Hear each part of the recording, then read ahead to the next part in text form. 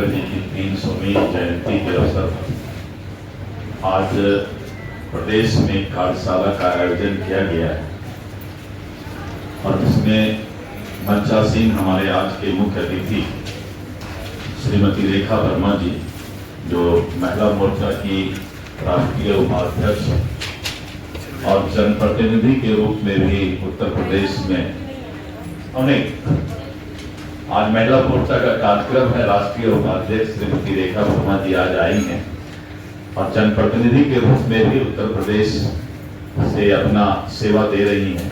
तो ऐसे हमारे राष्ट्रीय उपाध्यक्ष श्रीमती रेखा वर्मा जी का बिहार के धरती पर मैं हार्दिक स्वागत करता हूं। आज के कार्यक्रम में बिहार प्रदेश की महिला मोर्चा की अध्यक्ष और राज्यसभा सांसद धर्मशिला गुप्ता जी, प्रदेश महामंत्री संगठन आदरणीय भिखुभाई दलसानिया जी, श्री सिद्धार्थ शंभू जी, मंचासीन निवेदिता सिंह जी, प्रमोद चंद्रवंशी जी, मीना झा जी, शोभा सिंह जी, अन्य बैठे हुए सभी पदाधिकारीगण और जिला की अध्यक्षा। अभी भिखुभाई दलसानिया जी ने और उसके पहले पीपीटी में बहुत ही विस्तृत तौर पर जो है आपको अहिल्याबाई होलकर जी के 300वीं जयंती जन्म जयंती के बारे में बताया गया।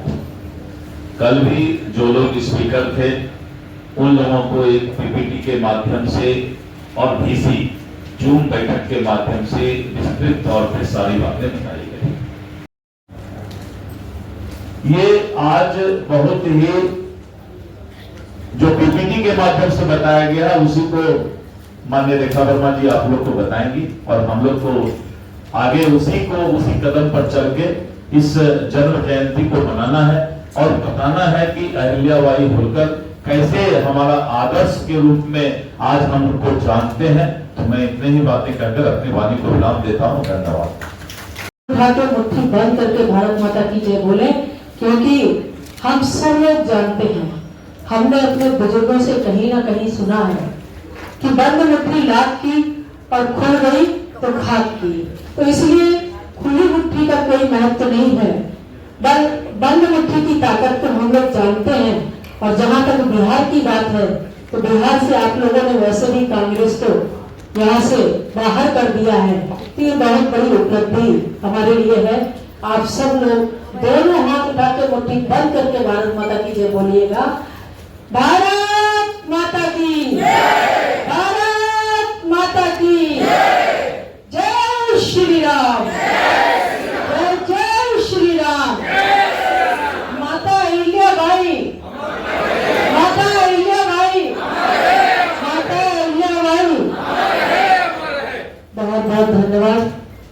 आज रानी अहिल्याबाई होलकर जी की 13वीं जयंती के शुभ अवसर पे ये कार्यक्रम आपके बीच में हो रहा है। हम सब लोग जानते हैं कि आज इस कार्यक्रम में मंच पे बहुत ही वरिष्ठ लोग बैठे हुए हैं, जिनसे हम लोगों ने राजनीति का अनुभव लिया। हमारे प्रदेश अध्यक्ष श्री दिलीप जायसवाल जी 4 बार की विधायक और लोकसभा जैसा चुनाव लड़े और ऐसे क्षेत्र से चुनाव लड़े कि जहां पे अच्छों की हालत खराब हो जाती है, लेकिन आपने वहां केवल 12,000 से आप वहां चुनाव हारे। ये बहुत बड़ी बात है। ऐसे कर्मठ कार्यकर्ता पार्टी में होते हैं जब, तो वास्तविक में जो आज हमारी पार्टी को विश्व की नंबर 1 की पार्टी कहा जाता था, तो ऐसे नहीं कहा जाता है। ऐसे हजारों लाखों कार्यकर्ताओं ने इस पार्टी को खड़ा किया है और जब चुनाव आता है तो आप सब लोगों ने देखा होगा कितनी मेहनत के साथ सभी कार्यकर्ता जो भी हमारे प्रत्याशी बीच में आते हैं उनके लिए हम प्रचार प्रसार करके उनको आगे बढ़ाने का कार्य करते हैं।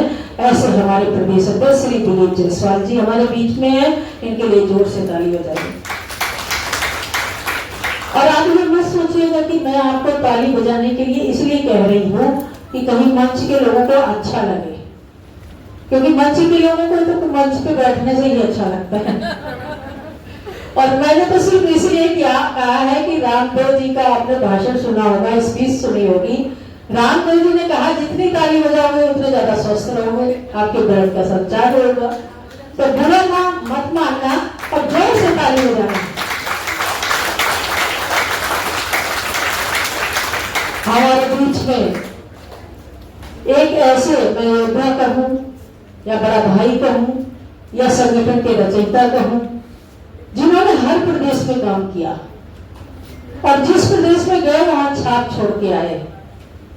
आपके बिहार के प्रदेश संगठन मंत्री बनने के पहले आप गुजरात के हमारे प्रदेश संगठन मंत्री थे और जब वो गुजरात जाती थी तो आपके बारे में बहुत कुछ सुनती थी। तो आज जब बिहार आने का मौका मिला तो मैंने कहा थोड़ी देर भाई साहब के साथ समय जरूर बिताऊंगी, क्योंकि आप लोगों से हम लोगों ने सीखा है। ऐसे हमारे संगठन मंत्री यहाँ पे हैं, श्री भिक्खू भाई जी हमारे प्रदेश के संगठन मंत्री हैं, इनके लिए जोर से ताली बजाइए। हमारे बीच में बहुत ही कर्मठ सरल राज्यसभा की सांसद हैं और आप सबकी बहुत प्रिय है।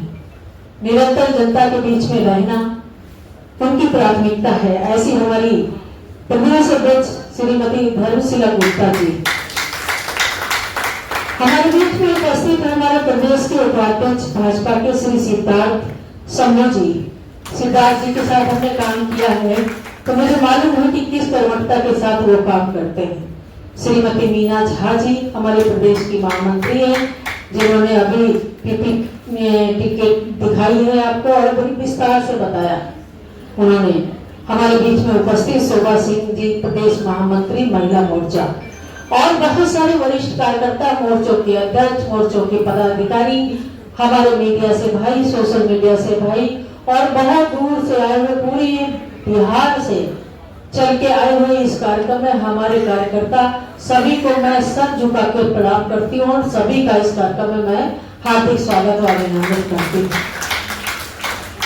आज हम एक ऐसे शख्सियत के बारे में चर्चा करने के लिए यहाँ उपस्थित हुए। जब से देश आजाद हुआ और आजादी के बाद जो भी सरकारें रही, हमारे इन महापुरुषों को उनको लगता था कि अगर इनकी गाथा हम जनता के बीच में लेके जाएंगे तो कहीं ना कहीं हमारा महत्व कम होगा। ये सोचकर उन्होंने कभी भी हमारे महापुरुषों के बारे में जनता जनार्दन को अवगत नहीं कराया और अवगत नहीं कराया तो दर पीढ़ी आती रही। लेकिन हमारे जो महापुरुष थे, जिन्होंने हमारी प्रेरणा के सूत्र बने, हमने उनके बारे में ना खुद जाना और ना बच्चों को उसके बारे में जानकारी दी। ये बहुत अहम होता है जब कोई महापुरुष हमारे समाज को आगे बढ़ाता है, हमारे देश की चिंता करते हुए आगे बढ़ता है, देश के लिए सोचता है, देश को नई ऊंचाई तक लेके जाता है, तो उसके बारे में हमारे देश की जनता को जानने का अधिकार भी है और पीढ़ी दर पीढ़ी हमारे बच्चों को जानने का अधिकार है कि कैसे हमारा देश आगे बढ़ा और किसका किसका योगदान था। आज भारतीय जनता पार्टी ने इन सारे विषयों को लेके, चाहे डॉक्टर भीमराव अंबेडकर की जयंती हो, चाहे पंडित दीनदयाल उपाध्याय जी की जयंती हो, चाहे अपने श्यामा प्रसाद मुखर्जी जी की जयंती हो, चाहे सरदार पटेल जी की जन्म जयंती हो, सारे कार्यक्रमों को ऐसे करके जनता के बीच में पहुंचाने का प्रयास भी किया और जो नई पीढ़ी आने वाली है उसको उन सारे विषयों से अवगत कराया, जिससे वो जाने तो कि हमारा देश कैसे महापुरुषों से भरा हुआ है, कितना उनका योगदान है। मैं जब रानी अहिल्याबाई के बारे में बात करना आपके बीच में विषय रखने के लिए खड़ी हुई हूँ, तो मैं आपको बताना चाहूंगी कि एक ऐसी शख्सियत हमारी रानी अहिल्याबाई जी थी। इनका जन्म 1725 में हुआ था, 31 मई को। इनके पिता का नाम था, इनका जन्म 1725 में हुआ था 31 मई को और एक साधारण से परिवार में इन्होंने जन्म लिया। परिवार में किसान थे और ऐसी रोजी रोटी उनकी चलती थी। और उनके पिताजी जो थे वो गांव के पाटीदार थे, यानी कि मुखिया थे। और उनके घर में जब रानी लक्ष्मीबाई अहिल्या का जन्म हुआ तो जैसे जैसे वो बड़ी होने लगी और जैसे जैसे उनको लोग समझने का प्रयास करने लगे, तो आप समझ सकते हैं कि रानी अहिल्याबाई इतनी समझदार थी, इतना उनका पूजा पाठ में ध्यान था, इतना उनको धर्म के प्रति स्नेह था कि वो पूजा पाठ में पूरा पूरा दिन लगा लगती थी। और जैसे जैसे उनका जीवन आगे बढ़ रहा था तो उनको लग रहा था कि हमें शिक्षा की ओर बढ़ना चाहिए। लेकिन आप समझ सकते हैं कि साधारण परिवार में उस जमाने में 300 साल पहले की बात है, उस समय हमारी घर की बेटियों को बाहर निकलने की परमिशन नहीं थी कि वो शिक्षा लेने के लिए किसी स्कूल में जाए या फिर वो कहीं बाहर निकल के जाए। लेकिन अहिल्याबाई की इच्छा थी कि हम देश के बारे में जानें, किस तरह से देश हमारा चल रहा है, किस तरह से हम अपने समाज को सशक्त कर रहे हैं। और जैसा कि प्रधानमंत्री जी ने कहा कि अंतिम पंक्ति में बैठे व्यक्ति को जब तक हम मजबूत नहीं करेंगे तब तक हमारा देश आगे नहीं बढ़ेगा। और अहिल्याबाई जी की भी यही सोच थी कि जब उन्होंने इधर ध्यान दिया तो उनका ये जो उन्होंने काम किया तो उसी आधार को लेकर उन्होंने काम को आगे बढ़ाया। अहिल्याबाई जी को बाहर स्कूल जाने के लिए मना था, तो उन्होंने अपने पिताजी से बात की कि मैं शिक्षा लेना चाहती हूँ। तो पिताजी ने कहा कि आप बाहर नहीं जा सकते, मैं आपको घर में ही शिक्षा लेने की व्यवस्था करता हूँ। और उन्होंने एक साधारण सा कार्यकर्ता जो वहां पे पढ़ाते थे उनको लाके उनके साथ में उनको शिक्षा देने के लिए आग्रह किया और वो आना जाना शुरू हुआ। उन्होंने शिक्षा ली, उनको ग्रंथ पढ़ने का बहुत शौक था, उनको लोगों को जानने के लिए उनको बहुत शौक था।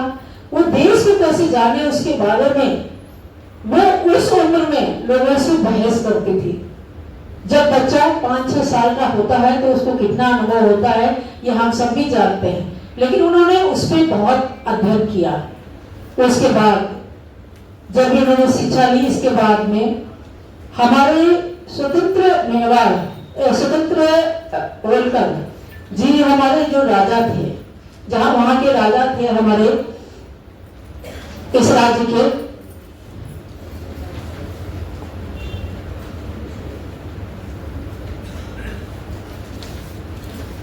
मल्हार राव होलकर जी वहां के राजा थे। उनके एक पुत्र था तो वो बहुत परेशान रहते थे कि इस पुत्र को राजनीति के अनुभव नहीं था और वो रुचि भी नहीं रखते थे उसमें। लेकिन फिर राजा जी को ये लगता था कि किस तरह से हमारा राजपाट आगे बढ़ेगा, किस तरह से हमारे पुत्र का जीवन आगे बढ़ेगा, तो वो बहुत चिंतित रहते थे। एक दिन वो कहीं अपनी चर्चा के लिए किसी राज्य में गए और वापसी करते हुए वो चौड़ी गांव जहाँ की अहिल्याबाई थी उस गांव में पहुंचे और वहां पे वो रुके। सुबह का समय था, वो मंदिर में गए और मंदिर में एक छोटी सी बच्ची 8 साल की प्रार्थना कर रही थी। आरती का समय था, आरती गा रही थी। तो थोड़ी देर के लिए वहां रुक गए और रुकने के बाद में उन्होंने जब आरती खत्म हुई तो एक व्यक्ति से पूछा कि ये छोटी सी बच्ची कौन है। तो उन्होंने कहा कि सर आप हमारी इस बेटी को नहीं जानते। तो उन्हें बड़ा आश्चर्य हुआ कि हम इस छोटी सी बच्ची को नहीं जानते, इसके मतलब इस बच्ची में कुछ तो ऐसा है कि लोग इसके बारे में ऐसी चर्चा कर रहे हैं। फिर उनकी जागरूकता और बढ़ी और लोगों से उन्होंने पूछा तो उनको बताया गया कि अहिल्याबाई हमारी एक छोटी सी बच्ची है जो जन्म से ही इसका अन्य बच्चों से बिल्कुल अलग स्वभाव है। ये लोगों को गरीबी लोगों की नहीं देख सकती, ये धार्मिक स्थलों पर जा जाके अपनी प्रार्थना याचना और ग्रंथों को पढ़ना इनके स्वभाव में है और ये अन्य बच्चों से बिल्कुल अलग है। फिर उन्होंने पूछा कि इनके पिताजी का क्या नाम है। तो फिर वो उनके पिताजी से मिलने गए और जब मिले तो उन्होंने जब अहिल्याबाई जी को देखा तो उन्होंने एक बात कही उनसे कि आपकी बेटी बहुत गुणवान है और बहुत ही सरल है, बहुत ही सौम्य है। मैंने इसकी चर्चा पूरे गांव में सुनी कि अगर आप यहाँ आए हैं और अहिल्याबाई को नहीं जानते हैं तो यह आपका दुर्भाग्य है, क्योंकि यहाँ के बसिया गांव अहिल्याबाई जी को जानते हैं और उनसे हमारे बच्चे प्रेरणा ले रहे हैं, ऐसी बात उन्होंने कही। उनको बहुत अच्छा लगा क्योंकि वो परेशान थे कि हमारा पुत्र आगे कुछ कर नहीं सकता और ये कैसे आगे बढ़ेगा, कैसे राजपाट को संभालेगा, इसमें उतनी शक्ति नहीं है कि आगे चल के हमारी विरासत को संभाल सके। तो वो हमेशा चिंतित रहते थे कि किस तरह से हमारी राज की बागडोर कौन संभालने वाला होगा।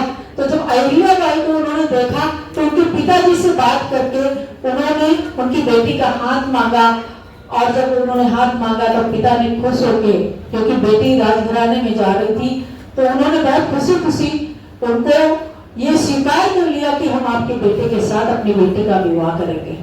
विवाह हुआ और उसके बाद जब विवाह हो गया, 8 साल की उम्र में विवाह हुआ, उसके बाद जब वो ससुराल पहुंची तो आप समझ सकते हो महिलाओं की संख्या ज्यादा है, तो मैं इसलिए बताना चाहूंगी कि हम लोगों को ससुराल जाने के बाद कितनी दिक्कतें आती हैं और दिक्कतें जब आती है तो उन्हें फेस भी करना पड़ता है।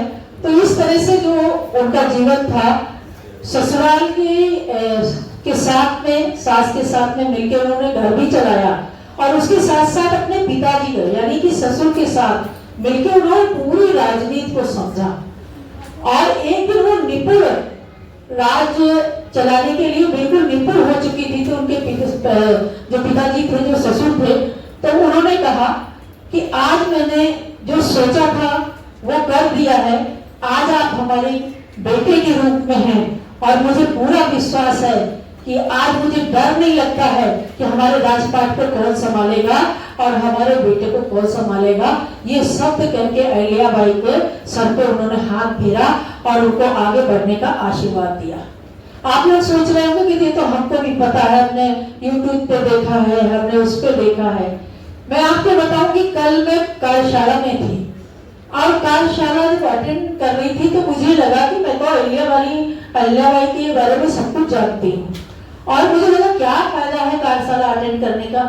लेकिन आप विश्वास नहीं मानेंगे, मुझे मालूम था कि अहिल्याबाई जी ने हमारे जो मंदिर है उन पे बहुत अच्छा कार्य किया, समाज सेवा भी की, लेकिन हमको इतनी बड़ी उनकी जीवनी है उसके बारे में अध्ययन नहीं था। तो कल जब कार्यशाला हुई तो फिर मैं रात को 1 बजे जब लौटी तो मैंने पूरा उनका इतिहास पढ़ा कि किस तरह से उनका जीवन रहा, किन किन समस्याओं का सामना उनको करना पड़ा और कैसे उन्होंने एक समाज में अपने एक उन्होंने मिसाल बनी, हम लोगों के लिए एक प्रेरणा स्रोत बनी। इसलिए मैं इन चीजों को आपके बीच में रख रही हूँ क्योंकि बिहार में अहिल्याबाई जी को बहुत कम लोग जानते हैं। जैसा प्रदेश अध्यक्ष जी ने बताया, हमारी प्रदेश की महिला मोर्चा की अध्यक्ष ने बताया, इसलिए मैंने इन सारे विषयों को आपके सामने रखा। जब इनकी शादी हो गई उसके बाद में हमारे जो उनके ससुर थे तो उन्होंने फिर बागडोर उनको दी और क्योंकि इन्होंने उस समय तक उनको राजनीति श्रद्धा दी थी तो वो उनका पूरा सहयोग करने लगी। और इसी बीच में हमारे जो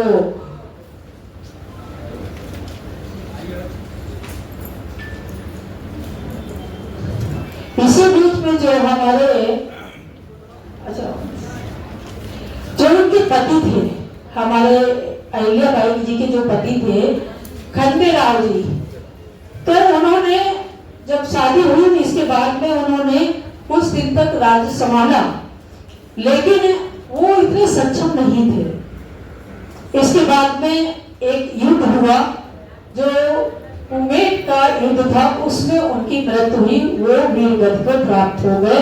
और ऐसी स्थिति में आप समझ सकते हैं कि एक महिला को कितनी दिक्कतें आती हैं।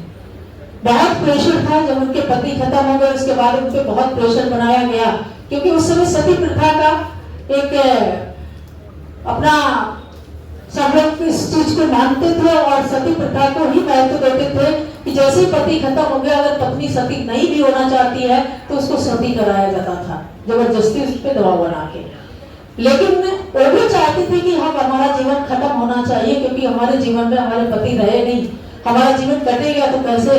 तो उन्होंने फिर अपने पिताजी से बात की कि मैं सती होना चाहती हूँ अपने पति के साथ। तो ससुर ने कहा कि बेटा, आज हमारे राज्य को कोई संभालने वाला नहीं है, अगर आप भी सती हो जाती हैं तो हमारे राज्य का विनाश वैसे भी निश्चित है, क्योंकि बेटा तो संभाल नहीं पाया, और इसके बाद अगर आप नहीं संभालेंगी तो हमारी उम्र ढल गई है, और जो और राज्य हैं उनके लोग निगाहें बैठे हैं यहाँ पे कि इसको, इस राज्य को जैसे ही खाली हो उसको कब्जे में लिया जाए। इसके बाद जब उस बात को उन्होंने समझा, अहिल्याबाई जी ने कहा कि मैं सती नहीं होंगी और मैं अपने राज्य को आगे बढ़ाऊंगी।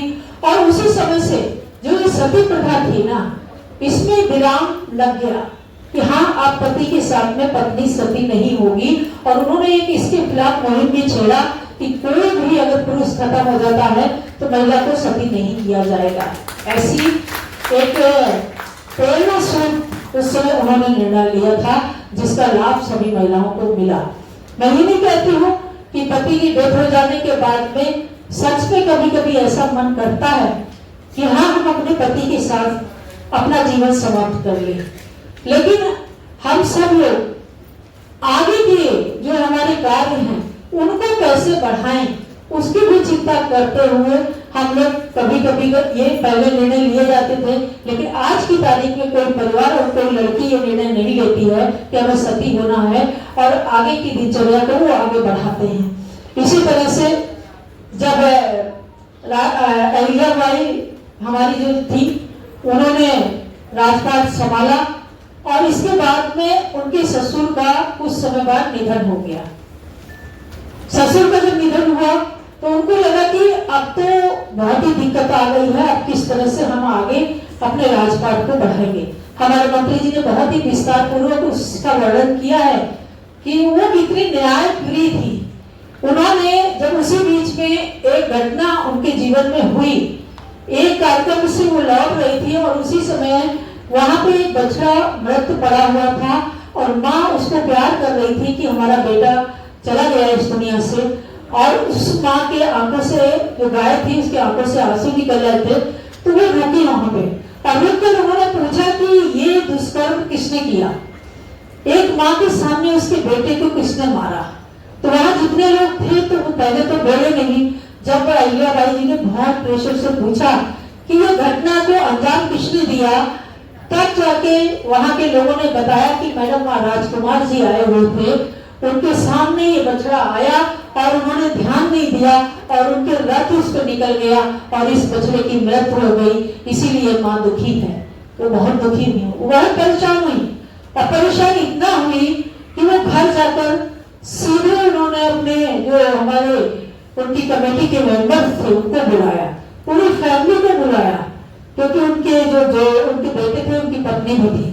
तो उसमें उन्होंने एक विषय रखा कि एक चीज बताइए, एक माँ के सामने अगर बेटे की हत्या कर दी जाए और हत्या करने वाला जो दोषी है उसके लिए क्या सजा होनी चाहिए, क्योंकि वो निर्णय नहीं लेना चाहती थी। वो चाहती थी कि अगर शायद हमने कोई निर्णय लिया तो उसमें पक्षपात हो जाए, तो मैं आपसे पूछती हूँ कि उसमें हमें क्या निर्णय लेना चाहिए। उस समय उनकी पत्नी, जो बेटे थे, उनकी पत्नी ने कहा कि जिस तरह से उस बच्चे की जान गई है, गाय की जान गई है, और माँ जिस तरह से तड़प रही है, तो जिसने ये घटना को अंजाम दिया है उसको भी मृत्यु दंड मिलना चाहिए।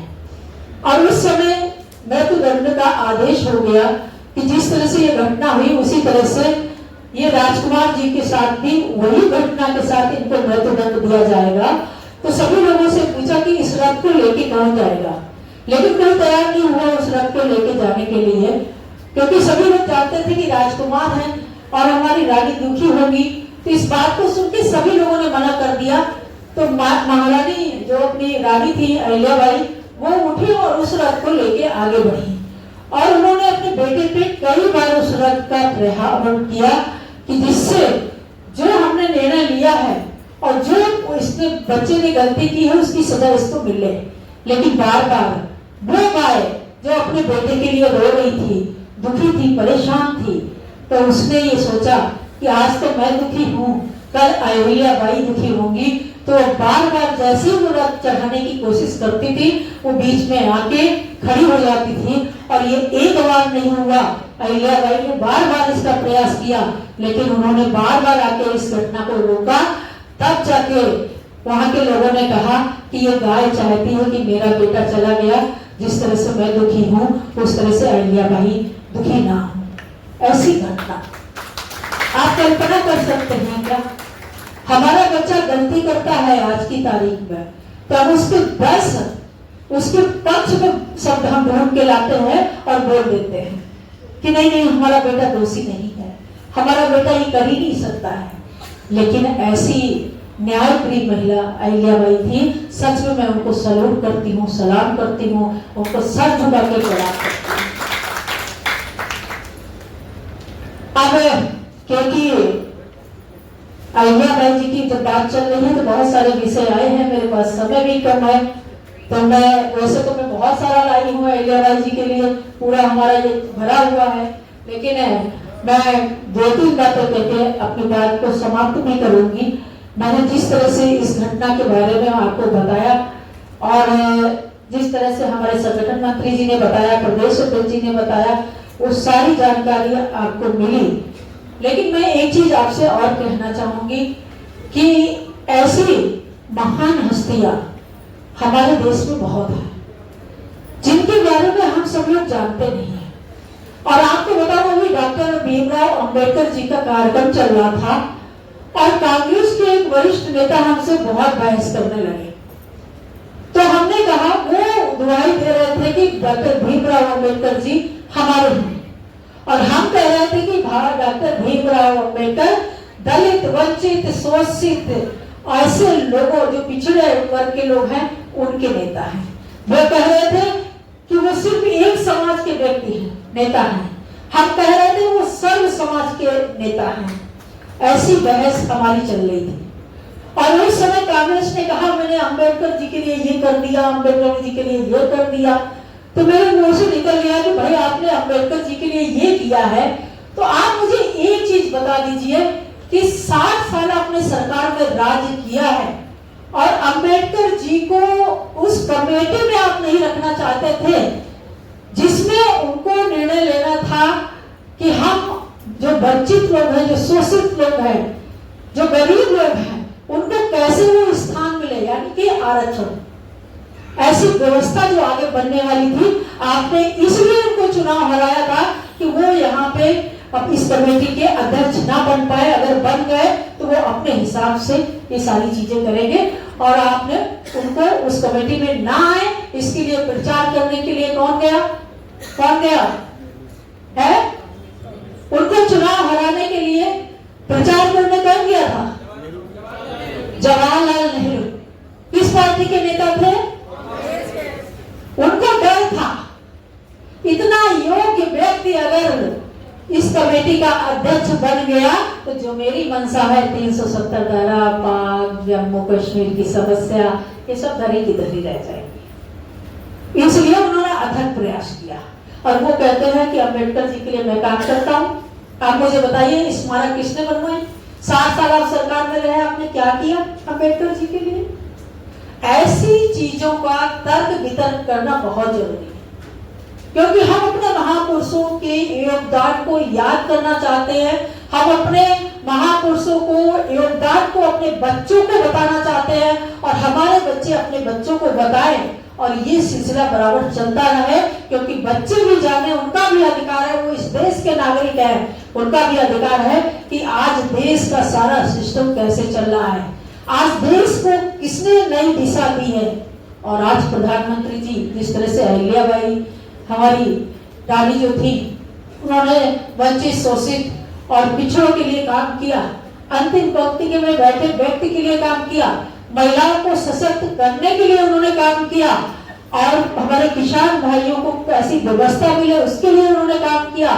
और तो और आपको बता दें कि उन्होंने अपने राज्य को छोड़कर अपने लगे हुए सीमा से बाहर के राज्यों में उन्हें बहुत सारे मंदिर बनवाए, धर्मशाला बनवाए, उन्होंने रोडों का विस्तार किया, उन्होंने अपने जितने भी कुआं थे बावड़ियों को और मंदिर में विद्वानों की नियुक्तियों को, शास्त्रों के मनन चिंतन को और प्रवचनों की व्यवस्था, ये सारी अगर किसी ने की थी तो हमारी रानी अहिल्याबाई जी ने की थी। मैं ज्यादा मुझसे तो नहीं लूंगी, मेरा टाइम भी हो रहा है, मैं हो गया ना, मैं ज्यादा विषयों को नहीं लेती हूँ, लेकिन मैं एक चीज आपके बीच में 5 मिनट, कितना 5 मिनट है, 5 मिनट में मैं एक चीज कहना चाहूंगी। आप सबको इन बातों को लेके आगे जाना है, अपने बच्चों को चर्चा करके बताना है।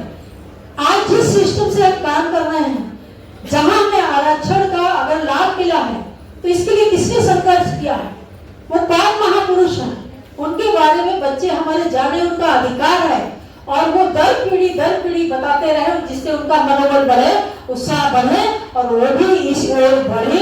ऐसा प्रयास हमारी सरकार कर रही है, और मोदी जी ने महिलाओं को सशक्त करने से लेके कई ऐसी योजनाएं चला के, माननीय जो रानी अहिल्याबाई की सोच थी, उस सोच को आगे लेकर आज मोदी जी काम कर रहे हैं, और सभी कामों को आगे बढ़ा रहा है।